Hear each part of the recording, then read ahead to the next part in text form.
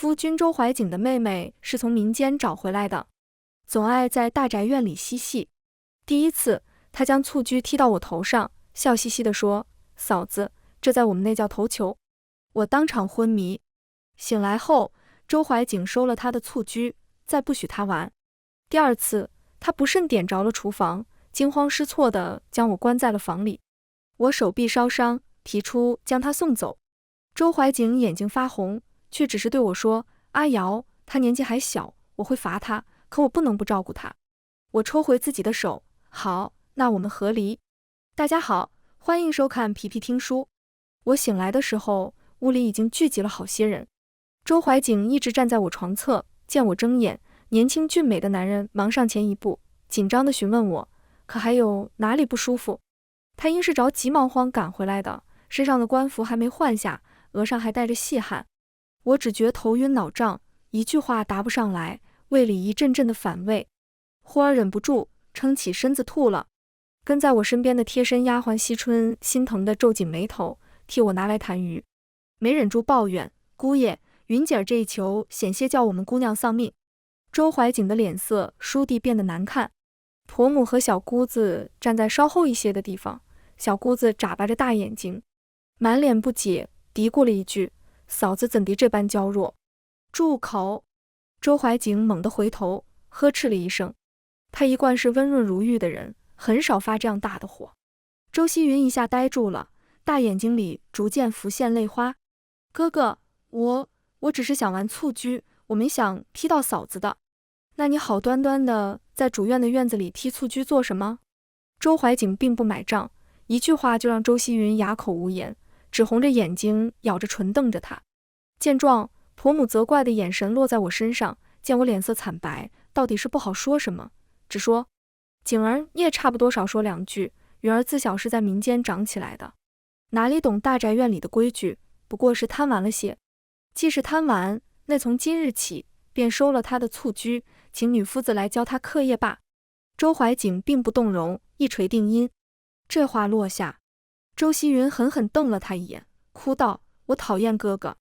说着，他提起裙子跑了。婆母看不过眼，说了我一句：“你这做嫂子的，劝劝你夫君。”随后便带人走了。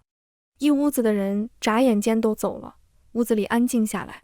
周怀瑾这才回到我床边，轻轻握住我的手，温润的眉眼仍怒气未消。“阿瑶，那丫头实在顽劣，你受委屈了，不过你放心，我教训她了。”我看着面前的人，心下后怕，脑海里那突如其来的蹴鞠似还在眼前。临昏迷前，我还听见小姑子笑嘻嘻的声音：“嫂子，这在我们那叫头球。”可对上男人担忧的眉眼，明白他已经做了处罚，哪怕我再是生气，也不好再发作，只好将委屈压下，没再作声。我是侯府嫡出的姑娘顾瑶，自幼体弱，母亲替我相看婚事时，选中了人品才学都好的周怀瑾。他3岁开蒙，16岁中举，19岁高中状元，算得上人中龙凤。策马游街时，我曾在茶楼远远见过他一面，少年面若冠玉，红衣四溢。后来见面时，观其谈吐和言行，堪为良配，我便答应了这门婚事。成婚后，他待我也极好，冬日陪我红炉煮雪，夏日陪我泛舟湖上。我们感情日笃，日子过得美满。直到前些日子，他的妹妹找回来了。听婆母哭诉，她生下周希云后带孩子去礼佛，不料遇到贼人，怕婴儿啼哭引来杀身之祸，无可奈何之下，放下尚在襁褓中的女儿先行离开，等回头来寻时，孩子已不知所踪。这么多年下来，周家一直没放弃寻找，好容易找到了，自当千娇百宠。我并没有意见，心里也拿周希云当妹妹疼宠，平日里有什么好的东西都第一时间拿去给小姑娘挑选。可今日这一遭，我病了足足3日才好。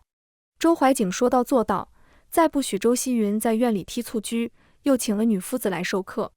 等我再见到周希云的时候，小姑娘的嘴翘得老高，趴在书案上圈圈画画。见到我，她刻意别过脸去不看。我沉默片刻，到底不遇周怀瑾两相为难，便主动上前唤了一声云姐儿。她斜睨了我一眼，阴阳怪气说：“嫂子可莫离得我近了。”我失笑，没有与他争辩。周怀瑾曾与我说，他年幼食过的苦，是靠杂耍卖艺求得的生路。同为女子，我心疼她的境遇，自不会再与她计较。她自个儿也觉得无趣，说了几句就没再说了，趴在那4室睡着了。我想了想，解下身上的披风，正欲给她盖上，可下一刻，她的手突然抬起，一拳打在我的鼻子上，剧烈的疼痛袭来，我的眼泪一下冒了出来，后退了2步，捂着鼻子，手尖黏腻，不敢置信地盯着面前的女子。啊！惜春陪在我身边，当即怒了：“云姐儿，你……”周希云眨着眼，惊讶出声：“嫂子，你怎么站我身后啊？”这回我明晃晃地看见了他眼里的得意，像是孩子天真又恶劣的报复。就在这时，婆母正端着糕点进来，见状，哎呦了声，这又是发生什么了？我疼得说不出话来。周希云撇了撇嘴：“嫂子非要凑近我，我伸个懒腰，不小心打到嫂子了。”他这么说，婆母便信了，扭头看向我：“哎呀，你也是，凑过去干什么呢？”小姑子躲在婆母后面，冲我扮鬼脸。惜春看不过眼了，忍不住道：“周夫人，分明是云姐儿故意打我们家姑娘，怎么样也要给我们家姑娘道歉吧？”放肆！周夫人怒目，冷眸扫过我：“景哥媳妇，你这个女使好大的威风！”惜春眼睛一瞪，正欲再说，却被我拦住。我闭了闭眼，够了。我自小何曾受过这样的委屈？可周怀瑾不在，我只觉得孤立无援。他们都将话说尽了，无论我说什么，都会被说成是心胸狭窄，少不得还会被冠上顶撞婆母、忤逆不孝的罪名。我勉强挤出话：“媳妇先回去了。”说罢，我拉住惜春往外走。才走出院子，惜春便忍不住了，担忧地看着我，急得要哭了：“姑娘，你可是千尊万贵的侯府嫡女，哪里受过这样的委屈？这周家小姑子分明就是故意针对你。等回去了，必然要告诉姑爷。”他说的义愤填膺。可当晚，我不经意间同周怀瑾提起这事时，他的眉眼间却浮现倦意，懒懒地抱住我，有些漫不经心地哄：“阿瑶，他小孩子心性，必然是没有恶意的，你哪里疼了？我给你吹吹。”我一下没了话。其实我也不是非要个结果，只是听着这话，我的心里总觉得有些不是滋味，低声一句：“可他是故意的。”“不会的。”他说的笃定。“睡吧。”那日过后，我深知与周希云大抵是八字不合，便不再与他亲近。周怀瑾却像是没有察觉，只叫周希云对我恭敬些，惹得小姑娘又是瞪眼又是嘀嘀咕咕，不知说些什么，一溜烟跑远了。所幸这样也算过了一段平静的日子。我原以为只要不与他接触，便能避免一些冲突，却没想到还有更大的祸事在等着我。冬至那日，周怀瑾深夜被传唤入宫议事，我寻思着他回来时该饿了，特意去了厨房，准备亲自为他做些吃食。周希云正巧过来，见状冷哼了声，没有与我说话。我也没在意，只专注做自己的事。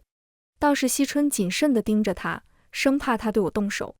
这个时候，厨房的厨娘都歇下了，夜色静谧，一时间只有柴火被点燃，发出噼里啪啦的声音。过了一会儿，我做好了糕点，装进盒里，吩咐惜春：“你先拿出去，我净个手便来。”“是。”惜春没有犹豫，提上食盒便出去了。我行至盛水的水盆处，接了点水，正在净手，鼻尖微动，忽然嗅到烧焦的味道，一回头就见地面已经起火了。一大滩的油渍在暗色的地面上原先并不明显，但一起火，火势蔓延得极快。周希云还在试图灭火，见我看去，欲盖弥彰道：“就是点小火，很快就能灭的。”说着，他拿个桶就跑了出去。我紧跟着就想出去，可地面很滑，一脚踩滑，瞬间重重跌在地上。衣袖被火苗烧着，手臂上传来钻心的刺痛，我也顾不得其他，当即脱下外衫，强撑着站起身子，拿了方才净手的水泼在身上，抬脚就要往外面跑。可我怎么也没想到，门就在我眼前被关上了。我的瞳孔骤然剧烈晃动起来，难掩惊惧。他这是做什么？我挤不上前，死命去拉门，却怎么也拉不开，只得拍门喊：“周希云，周希云。可门外脚步声却越来越远。狭窄的厨房内，热浪席卷而来，伴随着呛人的浓烟。恐惧、无助和绝望如潮水一般涌上心头，我浑身不住地站立起来，嗓子被烟熏得直咳嗽，几乎呼吸不上来，声声艰难：“来人啊，来人！啊，姑娘！”隔着一扇门，我听见惜春惊慌失措的尖叫声：“走水了，快来人！姑娘还在里面呢。”可火势已燃烧至门口，接近不得。眼看着火势越来越大，就在我以为必然要葬身火海时，忽闻一声惊呼：“大公子！”砰的一声巨响，门被踹开，一道颀长的身影猛然出现。在看清我的模样时，目眦欲裂。瑶儿！寒冬腊月里，我浑身湿透，发梢上还滴着水，狼狈不堪地缩在水缸旁边，手里攥着湿帕子捂住口鼻。听见声音，下意识抬眼看去，熟悉的脸庞映入眼帘，眼泪瞬间就掉了下来，嘴唇颤抖着喊：“大哥哥，别怕，哥哥来了。”顾于安几步行至我跟前，抱着我离开了厨房。甫一出去，惜春就冲了上来，见我唇无血色，手臂与衣袖粘在一处，血肉模糊，眼里含了泪，嗓音哽咽：“都怨我就不该离开姑娘的。我想着天冷，快回去给姑娘拿条大氅来。”谁料他的话还没落，就被顾于安厉声打断了，还不快些去请大夫，把大氅给姑娘盖上。是。温暖的大氅落在我身上，我眼前一阵又一阵的发黑，只能听见惜春手忙脚乱地去请大夫。他走得急，似是与谁撞在了一处。紧接着我便听见了周希云明知故问的声音：“怎么回事？”惜春这会儿哪有空搭理他，狠狠推开他，破口大骂道：“你个疯子！三番两次打姑娘不够，竟是还想害死姑娘！”周希云身子一踉跄，跌在地上，抬眼便看见被环抱着的我，眼神躲闪：“嫂子，你……”乍一听见他的声音，我浑身一颤。顾于安原本正抱着我往主屋去，听见惜春的话时，脚步一顿，又见我颤抖，当即怒火攻心。还不等我反应过来，男人几步过去，一脚踹上了女子的胸口。“贱人！”啊！周希云尖叫了声，转头就晕了过去。婆母收到消息，急匆匆赶来时，看见的就是这么一幕。老太太脚步顿住，瞳孔骤然放大，捂着胸口，两眼一翻，险些栽倒。好半晌，她才反应过来，扑将过去：“云儿！”现场一阵乱。顾于安一眼都没看那对母女，只心疼地看着我：“是哥哥来晚了。”我摇了摇头，想说点什么安慰的话，可到底是没力气，缓缓闭上了眼睛。换做以前，一位是我婆母，一位是我的小姑子，我断断不想场面闹得这般难看。可如今我却不想管了。等大夫替我处理好伤口，夜色已然很深。我在睁眼的时候，寝屋里只有惜春陪在我身边。见我睁眼，她眼中一喜，擦了泪，忙端了水过来给我，嗓音有些哑：“姑娘醒了，快喝些水润润喉。”这时候我才注意到外间的屋子似有人在争吵。我妹妹才嫁给你不过2载，你便让她身陷险境。周怀景，你当初娶她的时候说了什么？你自己还记得吗？此事许是意外。放屁！瑶儿行事向来小心，此番若非给你做宵夜，也断不会去厨房。可你那个妹妹却险些害死她。惜云说她并不知此事。我今日就把话放这了，要么你打死那个贱人了事，要么你就和我妹妹和离，否则就别怪我不客气。哪怕怒到极致，但怕吵醒我，两人都是压着嗓子在吵。惜春也听见了，伺候我喝了些水，接过茶盏，眼泪又掉下来，义愤填膺道：“安哥说的对，姑娘，这周家小姑子实在不是个好相与的，心思也忒歹毒了，咱们万万不能再与她住在一处。”我抿唇不语，眼睫微垂，手指蜷缩了下，攥紧了被子。周怀景虽平日里不说，可我却知道，周家人里他是最疼爱这个妹妹的。可周希云害我至此，我是断不会原谅的。那厢听见里头有动静，下一刻说话声停了，顾于安低头越过帘子，大步走了进来，见我半靠在床头，垂在一侧的手臂包扎着。又是惊怒又是心疼，缓了缓语气同我道：瑶儿，母亲已得知此事，叫我带你回家去。身长8尺的男人面容俊美，眼里含了血丝，像是气得很了。在他身后，周怀瑾嘴角青了一块，担忧的目光直直地落在我身上，欲言又止。我避开他的视线，略颔首，轻声道：好，我与哥哥回去。这话堪堪落下，周怀瑾的脸色瞬间变了。阿瑶，他上前一步，却被顾于安狠狠推开。男人瞪着眼，狠狠剜了他一眼。你还是想想怎么和我顾家交代吧。说罢，也不肯再给周怀瑾开口的机会，吩咐惜春和我屋子里的其他女使：你们几个收拾一下姑娘的东西，走。是。几人纷纷应了。惜春麻溜地收拾好了东西，等上马车时，我原以为周怀瑾会来挽留，却不曾想，一直到马车驶出周家，也没有见到他。马车帘子半掀，迎面吹来的风穿透心脏，带来刺骨的冷。我的指尖僵住，原来在他心里，我的生死不甚要紧吗？姑娘您别难过。见我久久没有放下帘子，惜春担忧的声音传来，唤回我的思绪。我收回视线，放下帘子，没有多言，只是说不上来的失望。我回家养了1个多月的伤，手臂上烧伤不是很严重，只是染了很重的风寒，成日里昏昏睡睡。母亲常来看我，可每看一回，出门时便拿着帕子抹眼泪，身边的嬷嬷无论如何劝都止不住。直到临近年关，我的病将好了，母亲的脸上才见了笑，坐在床头与我叙话，后怕地说：你这丫头要吓死母亲不成？惜春站在一侧，顺着母亲的话说：可不是，那晚奴婢可是真吓坏了。若非那日夫人惦记姑娘冬至日里爱吃夫人亲手包的饺子，夜里也叫安哥送来，还不知要发生什么样的事呢。这话一出，惜春的眼眶又红了，夫人眼里也有了泪，直骂：我都听惜春说了，你那黑心的小姑子怎么忍心将你一人关在厨房？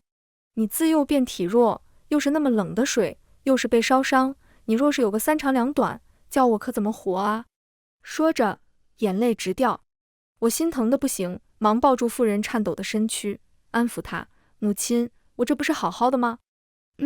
好好的。妇人用力地回抱住我。有嬷嬷站在一旁，用帕子抹掉眼泪，笑说：夫人，姑娘还好好的呢，快过年了，可不能再哭了。你说的是？母亲听进劝，擦去眼泪，正欲再说点什么，可就在这时，有小厮在门口传话：夫人，姑娘，周家来人了，说是接姑娘回去。闻言，妇人眼睛一瞪，豁然站起身来：回去？我倒要看看，他家险些害死了我的女儿，要怎么处理。前厅里，周家人都来了。我到的时候，一道灼热的视线立刻落在了我身上，是周怀瑾。他起身欲朝我走来，可在对上我淡然的视线时，又硬生生坐了回去。周希云跟在周夫人身边，脸色也有些苍白，触及我的视线，他心虚的别开眼。父亲和大哥哥早就到了，至此两家人便算是齐全了。婆母率先开口：景哥儿媳妇，那日的事我也听说了，希云这孩子毛手毛脚的，不小心关上了门，他并非无意，可你哥哥那一脚却险些要了他的命。我先眸忽而觉得可笑，原来竟是来兴师问罪的。听得这话，顾于安当即坐不住了，骂道：荒唐！你周家女故意害我妹妹身陷火海，便是打死她，也算便宜了她。她是为官的人，气势非同寻常。你……周夫人手指着她，怒不可遏，可到底畏惧侯府势力，转而抱着周希云痛哭：我苦命的女儿啊，我原还当你嫂嫂是个良善的，能照顾你，却不想人家天生高贵，是我们这等人家不配了。父亲和母亲的脸色顿时沉了下去。我静静地坐着，没有出声，目光扫过一直没有作声的周怀瑾，心底的失望愈重。半晌，厅内响起周希云抽抽噎噎的声音：我并非有意要害嫂嫂，只是那日实在害怕，我以前闯了祸就会被打怕了。说着，他扑到我脚边，抓着我的裙摆，模样瞧着可怜极了。惜春站在我身侧，闻言冷笑出声：可不是，你自己害怕，我家姑娘就不害怕了，何该要被你关在厨房里等死？若非我家姑娘聪明，用冷水浇遍全身，此刻怕是活不到今日，到时候岂不是任由你说？兴许你还得说是姑娘自己不小心点着了厨房呢。周希云的哭声一止，打着哭嗝道：“你胡说些什么？”现场的气氛阴沉的仿佛能滴出水来。周怀瑾凝视着我，半晌，他低下头道：“云儿，够了。”在场的人都看向他，众目睽睽之下，周怀瑾只抬头看向我，眼下乌黑一片，憔悴极了。此事是我周家的错，但能不能让我与阿瑶单独说说话？他说的言辞恳切。母亲原想拒绝，可去了我一眼后，到底是同意了。我站起身，同周怀瑾去了内间。待屋内只剩下我们两人，男人心疼地拉过我的手，喉结微滚，俨然红了眼眶。你那时候是不是很怕，很疼？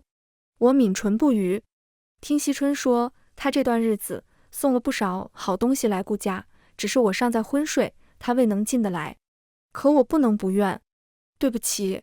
忽的一滴泪砸在我手上，滚烫。我惊得抬眼，恰好对上男人含泪的眸子，一时心内五味陈杂。怀瑾。他低下头，紧紧抓着我的手，不住地重复对不起，仿佛有什么捏着我的心脏，反复拉扯，脑海里那些欢愉日子一闪而过，我到底心软。周怀瑾，我不要你打死他，不如这样，你罚他几个板子，将他送去庄子上，或是我们搬出周家，与他们分院别居，只要他再不上门，我便不计较此事。这已经是我能让出的最大底线。却不想我的话才落，男人倏地抬起眼，嗓音里夹杂着几分痛楚。阿瑶，你明知他自幼受了许多的苦，怎地还能说出将他送去庄子上的话？分院别居，母亲尚在，我怎能不孝顺母亲？可他要害死我。我不由得加大了音量。若非那日哥哥如神兵天降，现在我早已命丧黄泉。他只是害怕，并非有意的。阿瑶，他年纪还小，我会罚他，可我不能不照顾他。周怀瑾试图与我解释，可见我神情越来越冷，嗓音里也带了几分焦灼。原来你最是心软体谅，如今怎地变成这样了？更何况你哥哥已经踹了他一脚，这1个多月，他伤得比你还重。我猛地抽回自己的手，你这话是什么意思？他要害我，我的哥哥替我出气，我不要原谅他？如若不原谅，这就是不够心软体谅了。什么叫他伤得比我重？我险些死在火里。我不是这个意思。他伸手想来握我的手，却被我躲开。连日的疲惫和我的冷语，到底让他少了几分耐心。你能不能不要在这些小事上计较，我们好好过日子不成吗？这算是小事？我盯着他，简直不敢相信这话会从他的口中说出。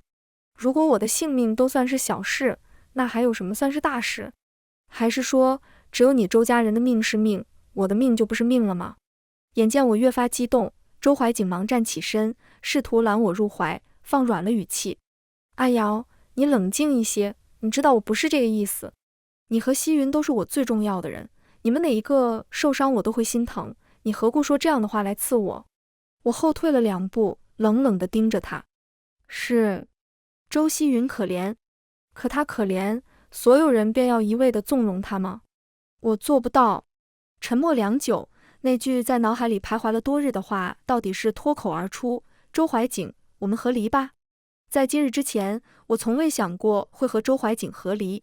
周家虽不是王孙贵族，可也是书香门第，祖辈是做过宰相的，世代簪缨，是少有的清流人家。我的郎君，更是这盛京城里惊才绝艳的青年才俊。我一侯府嫡女，嫁给他虽是低价，也算不上委屈。出嫁那日，闺中的小姊妹还曾羡慕我能得一如意郎君。可如今，我忽然觉得累了。原先我看中他温柔的脾性，懂得顾家，可如今又恨他这点。他心中疼惜妹妹本没有错，可如今危及我的性命，是断不能容忍了。我们之间闹到今日这般，他只能周全一方。我已经给过他机会了。话音落下的瞬间，周怀瑾猛地站了起来，泛红的黑眸里闪烁着震惊。阿瑶，你要与我和离？我没有作声，算是默认。肩膀忽然被握住，他明显有些急了。阿瑶，你已嫁给我，离了我，你很难再嫁，难不成你要青灯古佛一辈子？若说之前我只是觉得他优柔寡断，到如今我只觉得自己看走了眼。我抬眼，直直对上他的眼，所以呢？你想用此来威胁我？他的眸光闪烁着。我唇角微扯，甩开他的手，转身朝外走去。周怀瑾，没有谁离了谁不能活的，我未来如何，与你无关。若你还念我们的夫妻情分，就签了和离书，也算是全了两家的颜面。如若不然，你妹妹怕是难逃罪罚。身后，男人的拳头紧握着，用力到骨节发了白。那日不欢而散。听说我要和离，周家人并没有什么意见。周夫人心疼宝贝女儿，若非理亏，恨不能将我哥哥告上开封府。周怀瑾一夜憔悴了许多，终于在第5日送来和离书。看到和离书，母亲却是没有那么高兴。明明是快要过年，可全家都萦绕在一片愁云惨淡的氛围里。吃饭时，我心里愧疚，放下筷子，低声说：“爹娘，哥哥，我……”只刚刚起了个头，母亲便握住了我的手，冲我摇头。哥哥也看向我，正色道：“瑶儿，此事你做得对。那周怀瑾并非良配，他实不是个能担当的人。若你这回都忍了，将来指不定还要受多大的委屈。哥哥并不能回回都护住你，还不如你就此脱离周家。有道是已入穷巷，不如及时止损。”一直没有发话的父亲也赞同地点了点头。你哥哥说的极是，咱们是侯爵人家，你哥哥又仕途顺遂，不比那姓周的差，往后你只管住在家里，照旧是我顾家女。闻言，我的心头升起一阵暖意。我何其有幸能得此父母兄长。可话虽如此，但我朝集少有妇人和离后一直住在家中的。这才几日，外头便流言霏霏。惜春怕我听了心里难过，在我面前是万万不肯提上一字半句的。可耐不住府里人多嘴杂，我少不了知道情况。外头都说是我们姑嫂不和，这才和离。外人不知实情，只当我是那不知体恤小辈的恶嫂嫂。我的名声算是毁得差不多了，往后想要再嫁人，怕是难了。父亲最是在一门护脸面，可为着怕我伤心，他只字不提。我反握住母亲温暖的手，缓缓道：“母亲，我想开女学。我自幼饱读诗书，琴棋诗画样样精通，又何故非得为人妻，不能为人师？”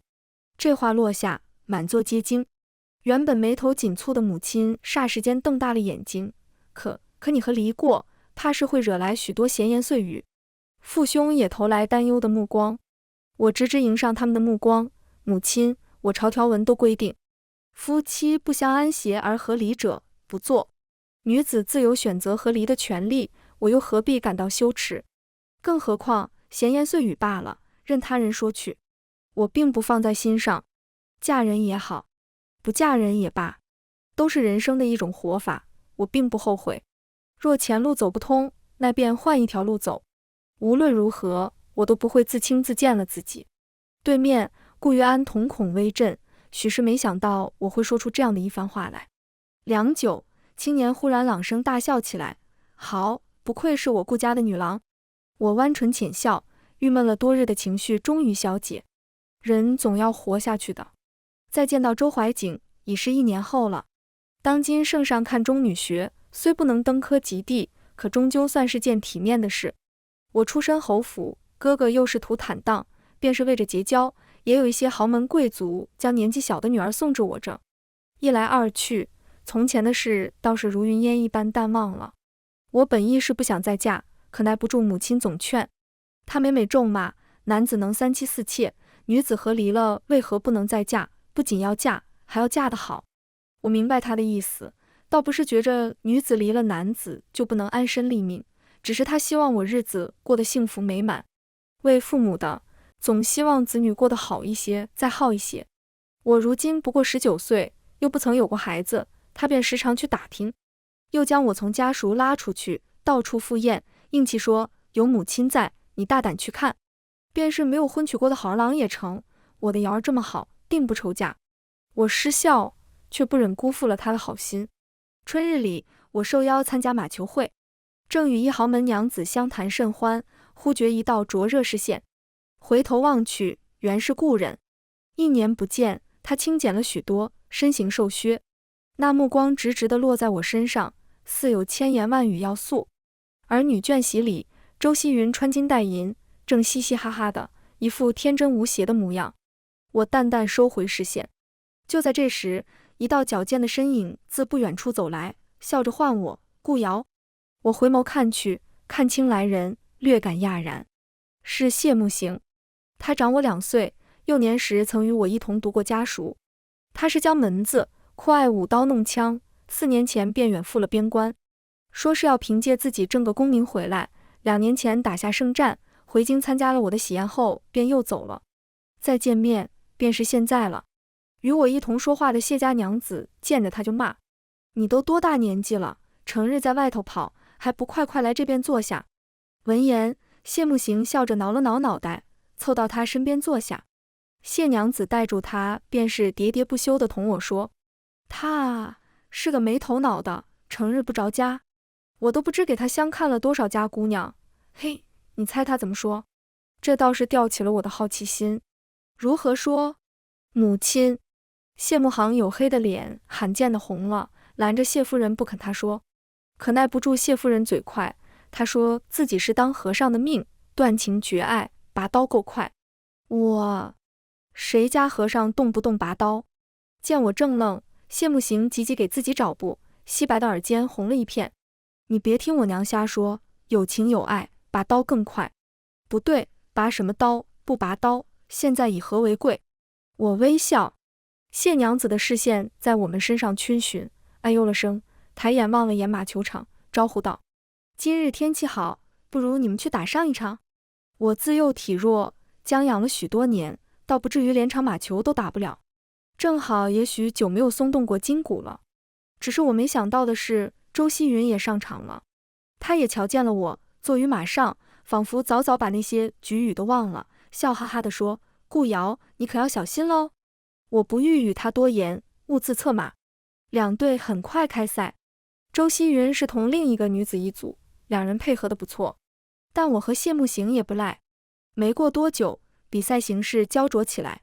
但就在我弯腰去够马球时，忽觉头皮发麻，余光瞧见一根棍子直直朝着我的头部而来。刹那间，从前被蹴鞠击到头部的痛楚席卷而来，心脏骤缩。但下一刻，预料中的疼痛却没有袭来，反而是一声惨叫。啊！我的马背上多了一人，强势将我捞进怀里。见我脸色惨白，男人顿时勒住马绳：“瑶儿！”我被谢慕行抱下马背，心脏仍在剧烈跳动。看台上，周怀景已经冲了过来。这回他亲眼瞧着，心下陡然失了速，几乎是几步就行至我身边，急声唤：“阿瑶！”我冷汗直冒，余光却瞧见周希云摔在地上，几乎动弹不得，估摸着是被谢慕行踹下了马。哥哥，我疼！他在呼唤。听见他的声音，周怀景立刻回头看去，见状，脚步一时摇摆不定，可最后还是走向周希云，命人叫来担架，送去看大夫。谢慕行仍抱着我，见着这幅画面，眼眸微暗。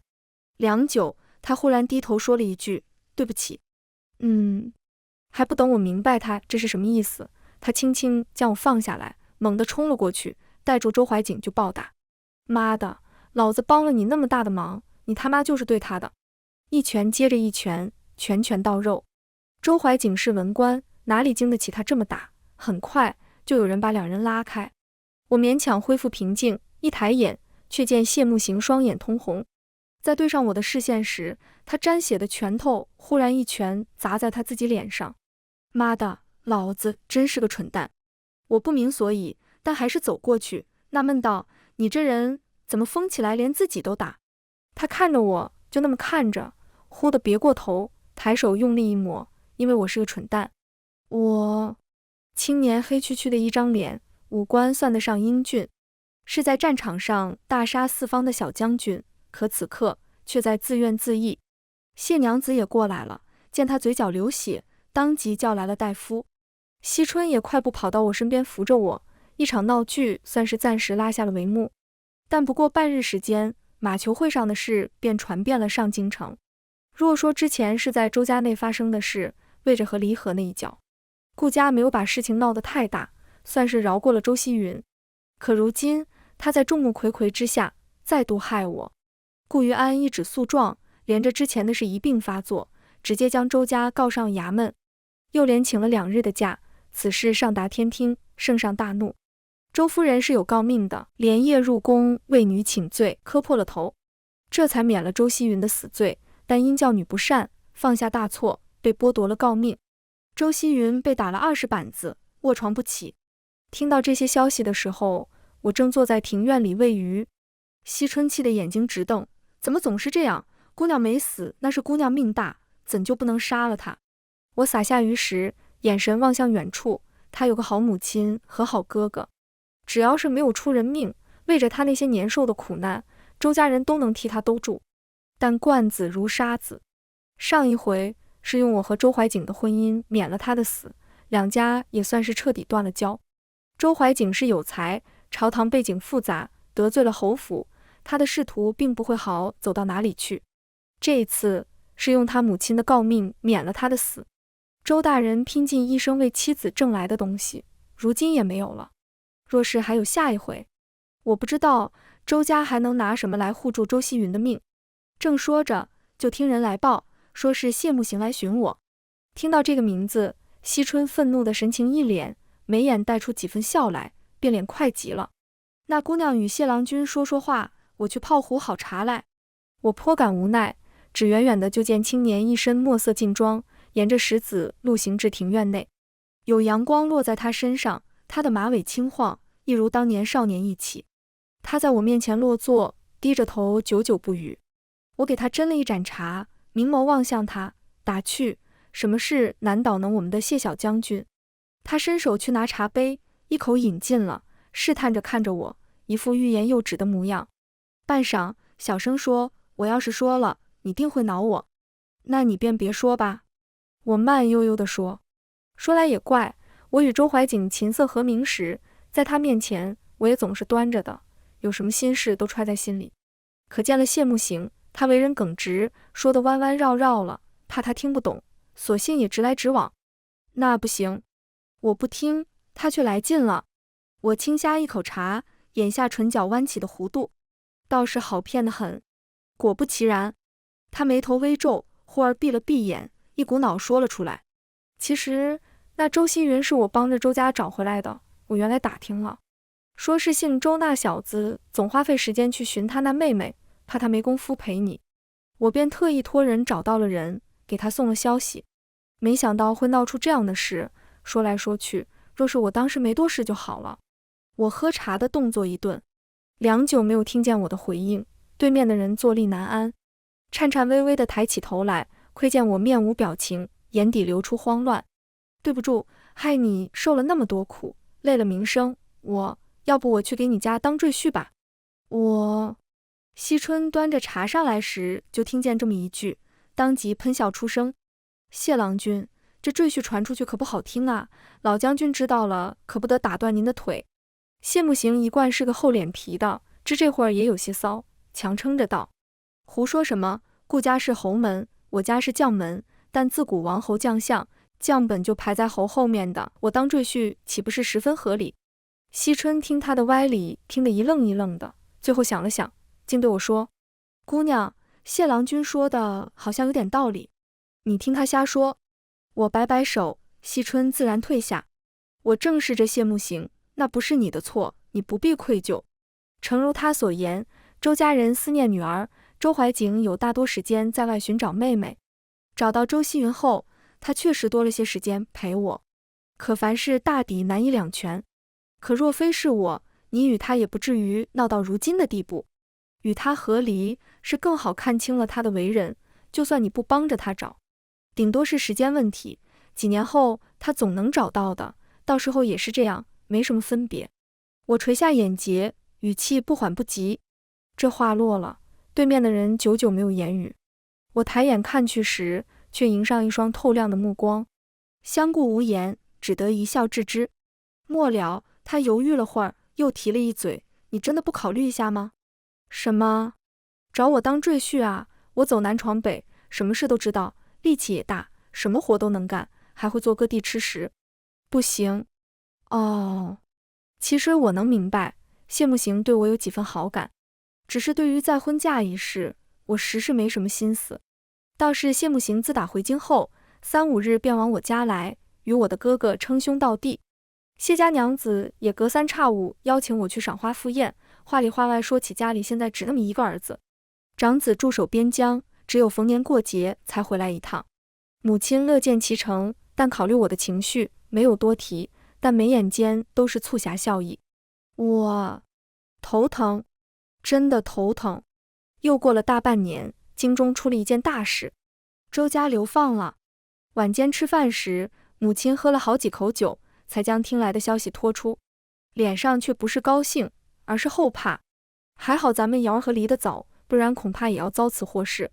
说来周家那女郎，7月里，周家夫人带她去王爷家赴宴，本意是要为她寻一门好的婚事，却不想她与郡主闹起了矛盾，竟失手将人推入湖中。那姑娘命不好，救上来时已经没气了。那郡主可是王爷王妃的老来女，老王爷气得当场就要拔剑杀人，却被周怀景拦住，推搡下竟是推了老王爷。这下可是彻彻底底的得罪死了王府。当晚陛下就急了周怀景的职务，打死了周希云，判得全家流放了。说到这儿，母亲抚着胸口不住的喘气，显然受惊不小。我的眸光微晃，可到底没说什么。父亲叹道：都是命，我顾家没能要他的命，周家却不以此为戒，好好管教，落得此等境地，也不无辜。养而不教，父母之祸；教而不善，父母之过。周怀景流放是在秋日，秋高气爽的天气，我没有去看，与他夫妻一场，不至于落井下石。只是惜春犹豫着先连进来，见我正在绣花，嘴唇如啮了下，转身就要出去，却被我发现。何事？小丫头顿了顿，手指攥紧了。姑娘，周郎君他怎么了？惜春抿紧唇，从袖中拿出一封信递给我，这是周家郎君入狱前托人带给我的，说是给姑娘的。我的视线下落，定格在那清俊的字迹上，沉吟良久，还是打开了。上面只有寥寥一行字：阿瑶，此生是我对你不住。